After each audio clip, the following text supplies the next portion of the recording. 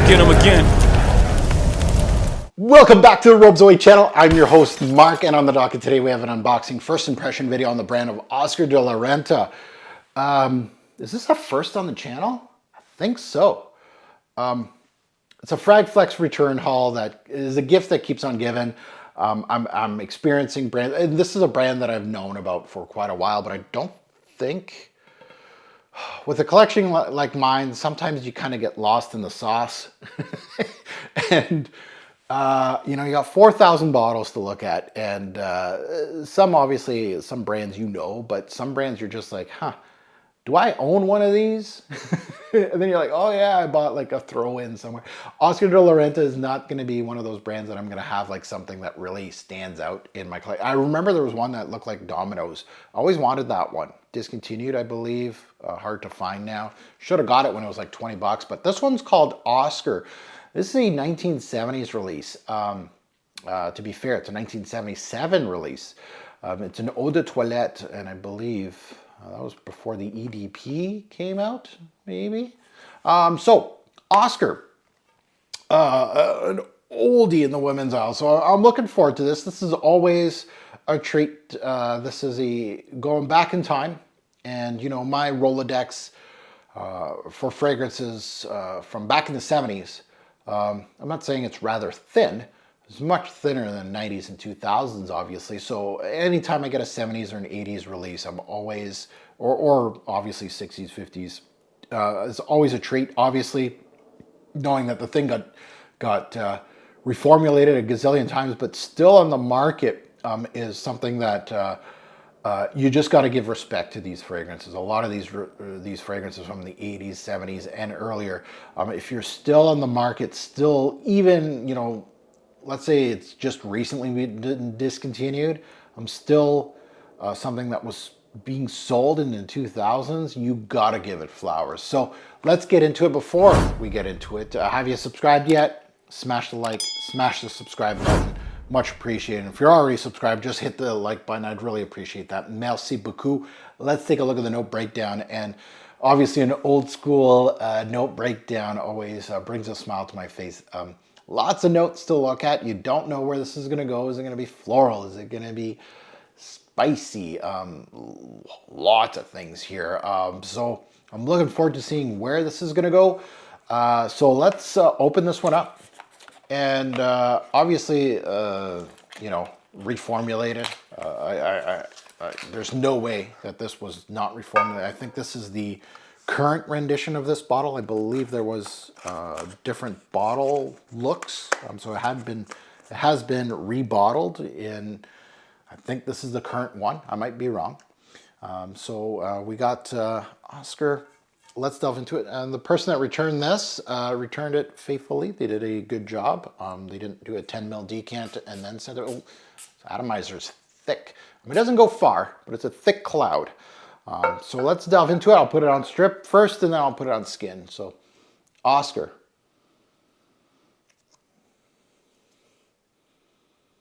See, with fragrances like from the 70s and earlier, and even 80s, the first thing that always comes to mind for me personally as a fragrance reviewer is it dated?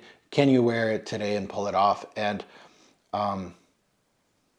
surprisingly, yes. This is definitely a very inviting release. And again, it probably got cleaned up. It might have been a lot darker. I see things that are darker, like there's things like cloves in the note breakdown, myrrh, amber, popinax, things that might have been denser back in the day. This starts off very inviting with citrus top note, with florals galore, like tons of florals, tons of them, and herbs. I do get a little bit of the peach in here. I'm getting a little bit of that basil, so a little bit of an herbal green aspect. Florals right now, and there's several in this note breakdown. Like, can it be a fog? Yeah, you can get lost in the floral fog here, but gardenia is primary, tuberose is secondary, and rose, jasmine. So those are the ones like iris, lavender, ylang ylang, orange blossom. Are they there? Probably, but it's a fog of florals. Like I'm trying to dissect it. Gardenia, like the white florals, the jasmine and the tuberose are there, but secondary to the gardenia. Oh, I'm getting a little bit of aromatic lavender, so okay, a little different here. Usually, that's interesting. Okay, let's put it on skin. Boom, boom, boom. Oscar. Definitely, and I don't know like what the vintage smell, obviously it's a first impression, but really, I wouldn't say modern, but like, you can wear this in 2024. The white florals in here aren't that heady. They're more soapy to me than anything.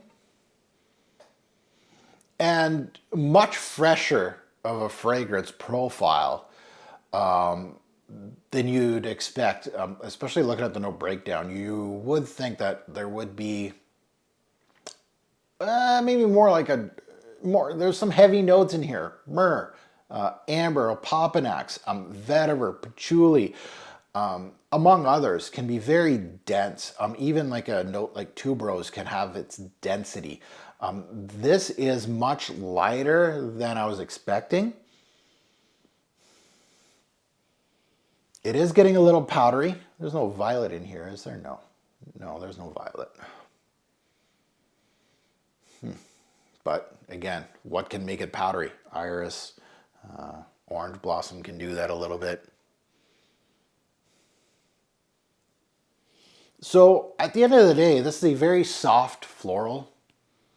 There's no sugars in front of it to give it its fruity floral of today kind of feel. Like there's a little peachy hue that I mentioned, but it's no way, shape, or form the type of peachy, feminine release that are released of today's releases, which some of them are outstanding. Some of them are really good and they're really vivid, but a lot of them are very sugary messes, honestly.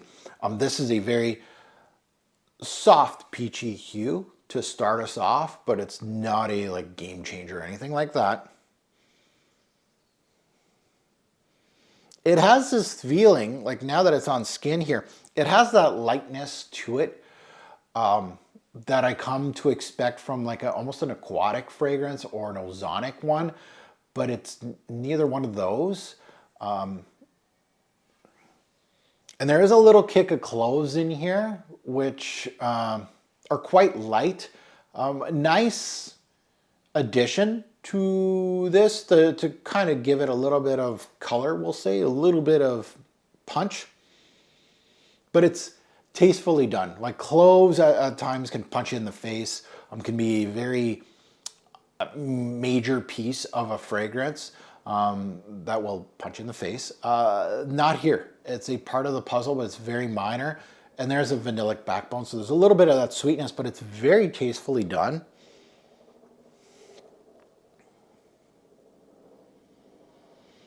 It has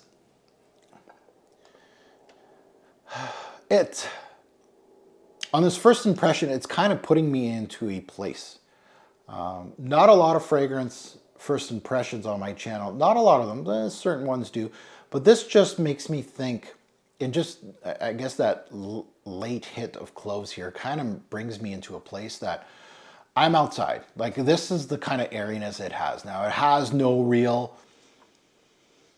like you're not smelling bark from a tree. There's no like real earthy tendency in this fragrance. There's nothing like, when I mean outside, like those things are, aside from the point, you're outside because it's clean air, right? That's where I'm going with this, is that I'm outside, not indoors. I'm outside, I'm just reading a book. I may have a cup of tea that has cloves in it beside me, not very strong, but it's there. And it has that air of stopping you in time at that time and place, that you're reading a book, no care in the world, your brain's shut off, and even then, like you stop at certain paragraphs in the book, and just enjoy your time outside. That's what Oscar's bringing me to. Weird imagery. I know. Sometimes I do this on my channel. I like this one.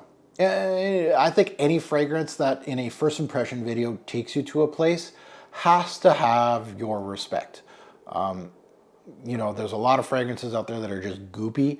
You're just like, what is this? It doesn't tell a story. And I'm not saying just because it's old, it tells a story. There's new fragrances that tell stories all the time. And there's old fragrances that don't tell any stories at all. Interesting release. I think it's well built. So that's one thing to take away from this. It's not something that, it doesn't have that huge wow factor. It's one of those fragrances that is a timepiece, a time capsule perhaps. Something that it does speak to me, but it also isn't like one of those that take my money now. It's something that I would like in my collection, but I would just only wear once in a while. And the times that I would wear it, I think it would be time appropriate. I'm doing things like that, going outside and, you know, maybe going for a walk or something. This would work well. So Oscar, I really didn't know going in. I know of this brand. I don't have that much experience with the brand, but it's nice to have this kind of experience. Which brings me to this brand to have on my radar now. I may look at what they've done in the past, what are the standouts, things like that. That's how much of an impact this has to me. It's not one of those that I'm going to go rushing to the computer right away, blind buy a bottle of my own, and blind buy 3-4 of the brand. But this is good enough to impressed me enough that I've seen these in bargain bins like Oscar de la Renta's, and it'd be interesting to delve into a couple more and just see what the brand's all about. So this one is available at fragflex.com. That's where I got this. Obviously, I'm decanting it for them. You can use my code TFG10. You get 10% off site-wide. And again, with that code, keep it in your back pocket. You may use it a later time. There's no expiry for it, and you don't have to purchase this particular release. You can buy anything on the website. Now that you're my take, I'd love to see yours in the comments below. Good, bad, and the ugly. You got stories. This is an older fragrance, so there might be some stories out there. Love those in the comments. And again, you can disagree with me. You can say it's dated. You can say it's a masterpiece. I'm welcoming all aspects of a particular release. And as always, a great pour fragrance will make a lasting impression. Choose your scent wisely. Thanks for watching, YouTube. Have a good one.